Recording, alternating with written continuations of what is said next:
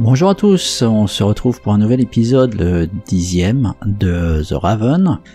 Et donc on avait fini le premier chapitre, donc on va faire une nouvelle partie pour aller à la genèse des mensonges, puisque là on a terminé et que ça a terminé par comment dire, on s'est fait avoir par le docteur Gerhardt. Donc bon, j'espère qu'on va avoir un peu plus d'infos après. Donc on va sur ce deuxième chapitre, la genèse des mensonges. J'espère que ça va se lancer. On va dire oui. Voilà. Donc là on voit que c'est bien la suite.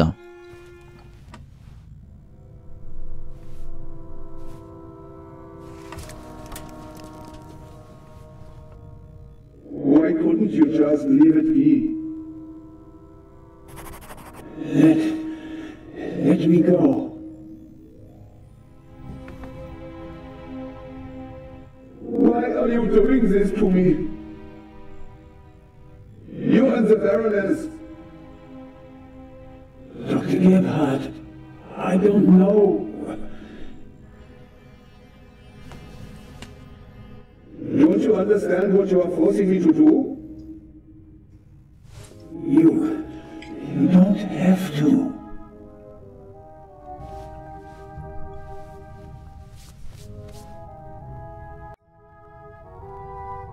It is almost over. You won't feel a thing.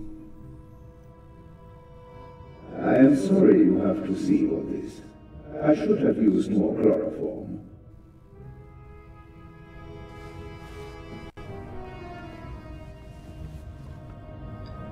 Ouais, bah dites donc, on est en bien mauvaise posture. Et on va avoir du mal à se libérer de ça. Ça va pas être possible.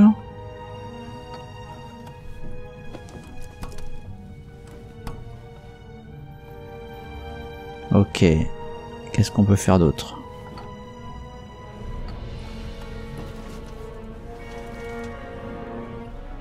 Une paire de ciseaux. Essayer de les prendre. Already.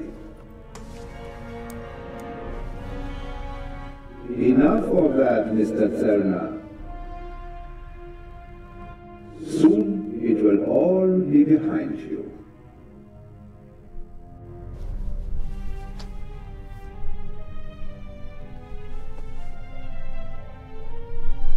Et on n'aura pas eu le temps d'utiliser les ciseaux.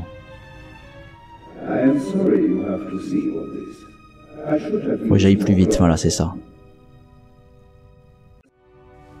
On recommence. Parlez d'abord au docteur.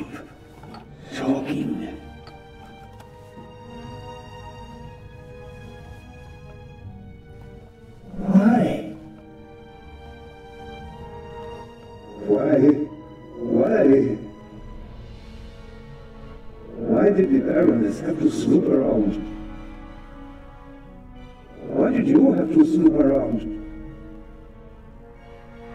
And that glove there. You want to plant evidence on me, yeah? I left no evidence. There is no trail. And yet you can't just leave me in peace, can you? On and on. Chloroform? I had it in my bag, just in case. You were supposed to be asleep. I am not a monster, you know? I have nothing against you. Nothing at all. But what can I do? It's your... On and on. Allez, on va essayer de poser la troisième question. And what next? Heart failure happens a lot at your age, especially given your background. I am still considering whether I should throw you overboard. Don't leave evidence. No evidence. But what if I'm seen? My plan was perfect. And then you ruined everything!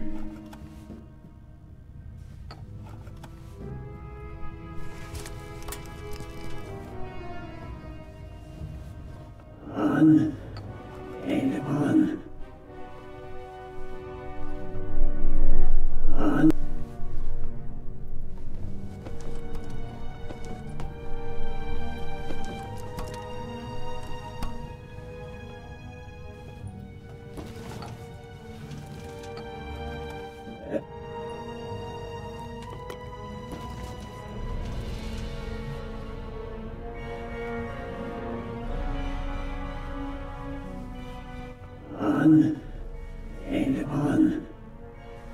Alors là, qu'est-ce qu'il faut que je fasse avec les ciseaux là? Je peux pas détacher les sangles, j'ai les ciseaux.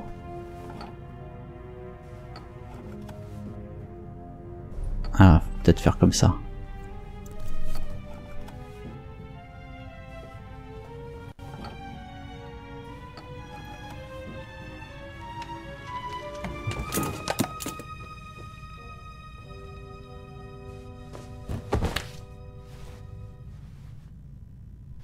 Take it easy, Mr. Zellner. You will only hurt yourself. Shall we begin?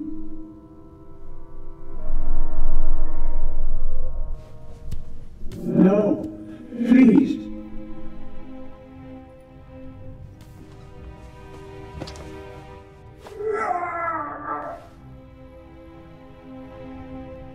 I will.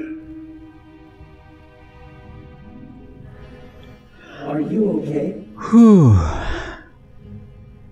Eh ben on a réussi. C'était compliqué quand même, hein. J'avoue il a fallu avoir un enchaînement précis de tout ça. Bien, bon on s'en sort. Et du coup on a découvert qui était le meurtrier. A wet towel works miracles. I told you so. Out with it then. What were you doing down there? Inspector, at least let the constable recover his breath. He Ouais, c'est vrai, almost ça. killed himself. Me? No. Dr. Gebhardt would have taken care of that for me. Where is he? Gebhardt? He's vanished without a trace. We're searching the ship from top to bottom. One at a time. Tell me, Zellner, what did you find out? Dr. Gebhardt killed Baroness von Trebitz. Impossible. Do you have proof? Besides the fact that he wanted to kill me? But wasn't the doctor with you when the shot was fired? The gunshot was just a distraction. It wasn't the shot that killed the Baroness. But how? The shot that we heard was a recording. The Baroness had a tape recorder and good speakers in her cabin. Good enough to make the noise audible on the upper deck. Is that just your suspicion, or do you have proof?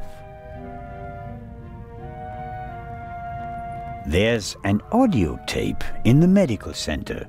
The reel belongs to the tape player in the Baroness's cabin. And there's a sibling reel in her cabin that belongs to the recorder in the medical center. After a few minutes, there's a loud bang on the audio tape. That's our gunshot. Where did Gebhardt get it from? He recorded it in the cargo hold. His tape recorder has a microphone, and I removed a bullet from one of the boxes down there. And it came from the murder weapon? Yes, I compared it to the other bullet in the inspector's cabin. Of course you did. All right.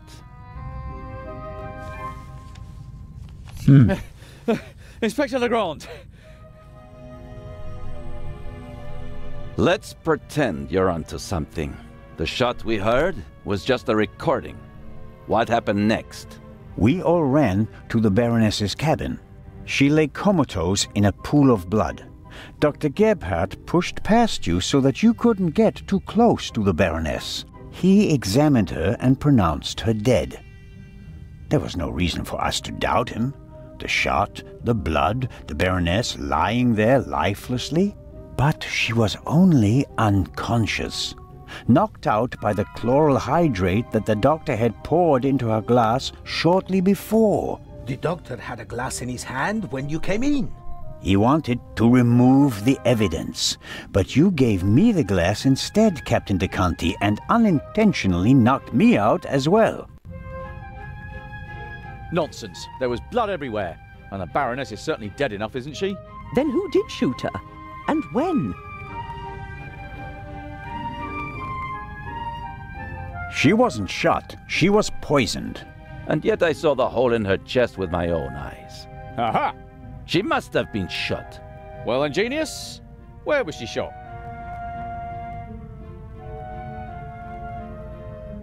As I already said, it was Dr. Gebhardt. He had the sleeping Baroness brought to the medical center, where he had all the time in the world to shoot her. A fine theory, but unfortunately incorrect. I examined the Baroness before she was taken away. She had a bullet wound in her chest. Besides which, she was already cold when we brought her to the medical center. All the same, it's worth considering the possibility. The doctor was alone in the cabin for a while. When the alarm went off, it was deafening. I couldn't even hear myself. And I found a pillow with burn marks. Could have been used to muffle a gunshot. And the blood? The blood wasn't real. Dr. Gebhardt mixed up a liquid that looked like fresh blood to the casual observer, but the liquid remained red instead of becoming darker and browner from exposure to the air. That meant he had to clean the body and get rid of the bedding. But the blood was already there when we first entered the cabin. Dr. Gebhardt was in the Baroness's cabin before the murder. He hid a surgical glove full of the red liquid under her sheet. The Baroness, dead tired, fell onto her bed, the glove burst, and the blood spread across the bed. I found the burst glove in the medical center. But why did he do it? What was his motive? Inspector? Eh oui, c'est un meurtre par balle quand même, mais pas tel qu'on le pensait. Alors je sais pas pourquoi j'ai cliqué sur empoisonner, c'était pas du tout ce que je voulais faire, mais bon c'est pas grave. Alors, elle faisait chanter le docteur, ça je suis pas sûr.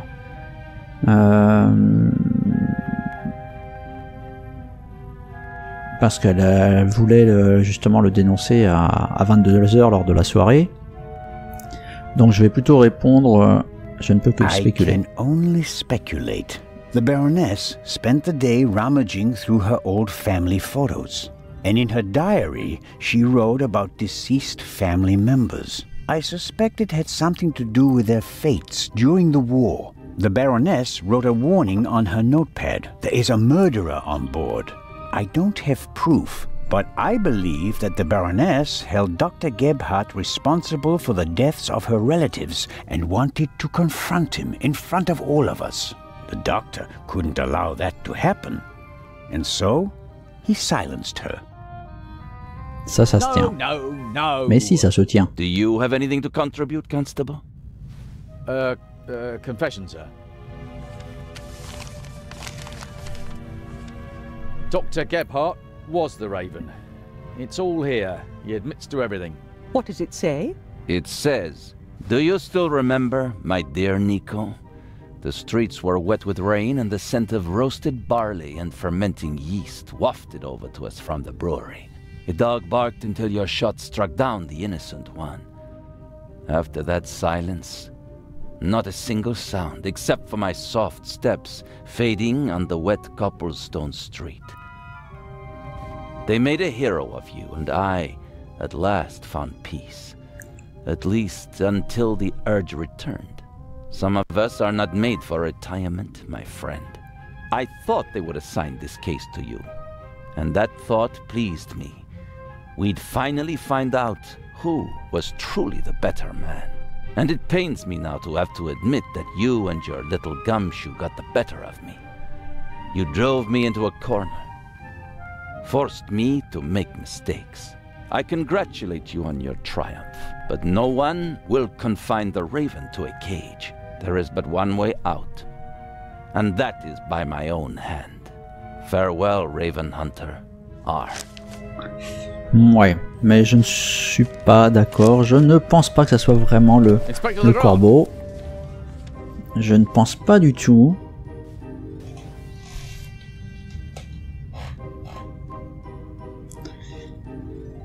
Pour moi, c'est bizarre. C'est bizarre, je sais pas, mais je trouve ça étrange. On va voir ce que va dire Zellner à Legrand. Inspector? I was right. I told them all, over and over again. But no one would listen.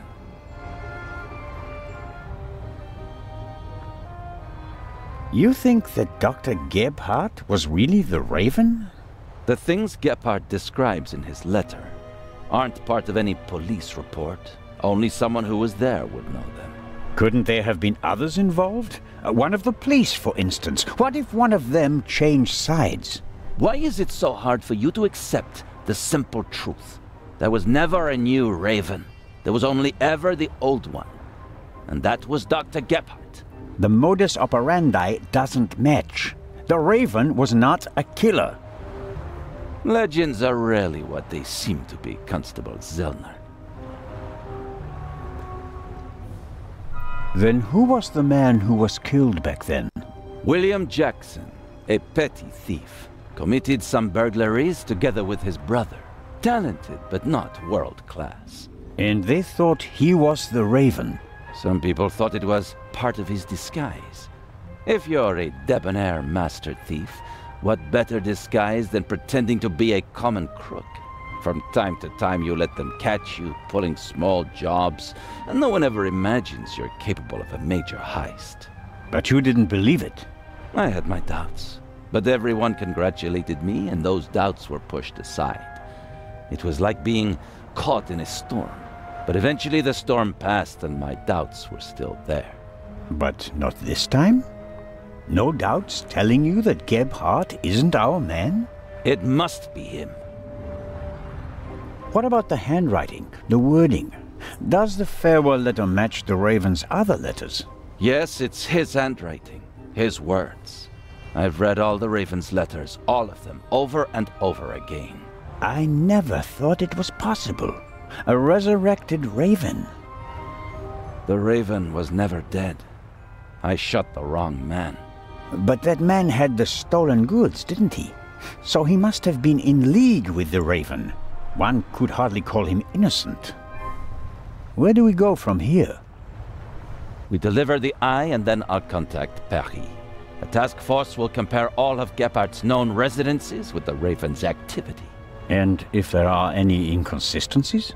You're welcome to keep an eye on the safe if you can't let it go. The ship will remain in Cairo for 1 day. That's all the time you'll have to catch your own Raven. I already have mine. Bon. Bah, je crois que l'inspecteur Legrand se gourre lamentablement, mais bon, c'est ainsi. Et donc, nous devons être maintenant au Caire. Voilà, nous sommes devant le musée du Caire. Ah, you're one of Legrand's men, aren't you? My name is Anton Jakob Zellner. You've come just in time. Grace, my dachshund, is missing. There may be more important matters for me to attend to, Mr. Director Abbas Mokhtar. D'accord. And Grace isn't just a common dog. She's a purebred German dachshund, a champion. So, the exhibition will still open tonight. But of course, everything has been arranged. The final preparations are almost complete. But one of the two exhibits won't be there. A terrible loss, a tragedy. That irreplaceable Egyptian cultural treasure has been stolen for the second time. The second time? What? Did you really believe that the eye of the Sphinx was found lying on the banks of the Thames? Inspector Legrand, Professor Lucien, and Constable Oliver are overseeing the transportation of the safe. They should be here at any moment. I'll have a look around in the meantime. Do you think that's necessary? The Raven is dead, after all. If you mean Dr. Gebhardt, his body was never recovered. Nor the stolen eye of the Sphinx, for that matter. It does us a great honor that the Inspector is concerned about us. But we have everything under control. Legrand isn't as concerned as he should be. But I am. Is the museum closed? Yes. Only carefully selected guests may enter the museum during preparations for the gala. And of course, you're one of them, Mr. Constable. What can you tell me about the museum's security system? One of the best on the market. And the second eye will still be exhibited in our special treasure chamber, which is extra secure. Treasure chamber? See for yourself, to the right of the entrance. The eye is as safe as the British Crown jewels. I think I'll have a look around the museum. Please do. There's a lot to see. And you let me know if you see Grace, won't you? I hope we find her before the great Inspector arrives. Isn't it fantastic how he solved the murder on the ship? Legrand? Of course, it's in all the newspapers. The murder of the wealthy Baroness von Trebitz, and how the great Inspector Legrand identified the murderer in just one day. It's the stuff legends are made of. You should count yourself lucky to have the chance to learn from him. What exactly do the newspapers say?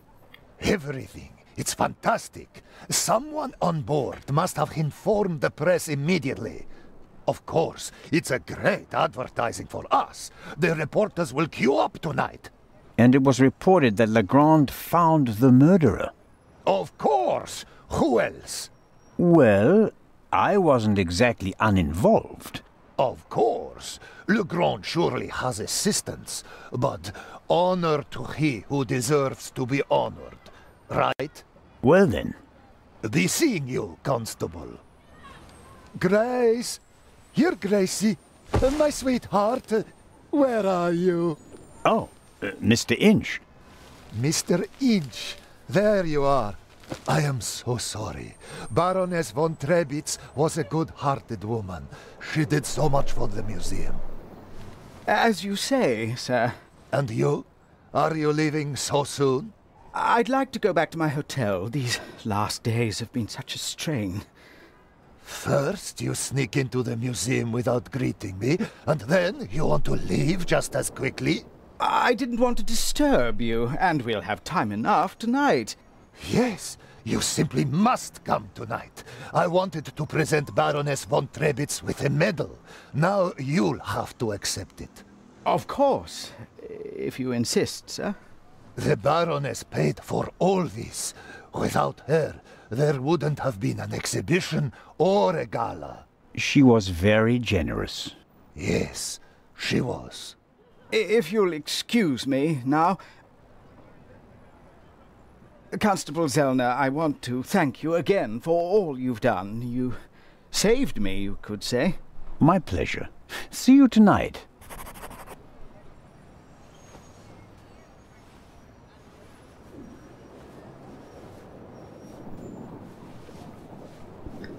Voilà, je pense que on va s'arrêter là pour aujourd'hui, pendant qu'il y a un petit chargement. Voilà, avant de discuter avec, je pense, la maman de Matt, je crois que c'est elle. En tout cas, on s'arrête là pour aujourd'hui, pour ce 10e épisode de The Raven, The Legacy of a Master Thief. Voilà, donc le grand est persuadé que Gebhardt était le corbeau, Zellner ne l'est pas du tout, et je pense qu'il a plutôt raison. Donc on va voir tout ça dans les prochains épisodes. Je vous dis à très bientôt, portez-vous bien, bye bye.